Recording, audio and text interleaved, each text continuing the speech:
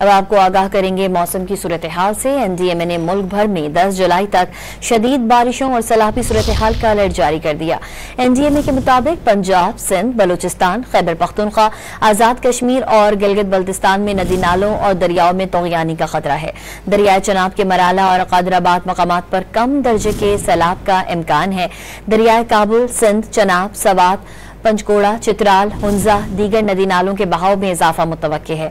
शुमाल मशरक़ी पंजाब, जनूबी बलूचिस्तान और आज़ाद कश्मीर में सैलाबी सूरत हाल का खदशा है, जबकि शुमाल मशरक़ी पंजाब के पीर पंजाल सिलसिले से निकलने वाले नालों में तौगियानी का खतरा है। एनडीएमए के मुताबिक आज़ाद कश्मीर में दरियाए जहलुम और उसके मौविन नालों में तौगियानी का खदशा है। गिलगित बल्तिस्तान में दरियाए हुंजा और नालों में पानी की सतह में इजाफे का इम्कान है।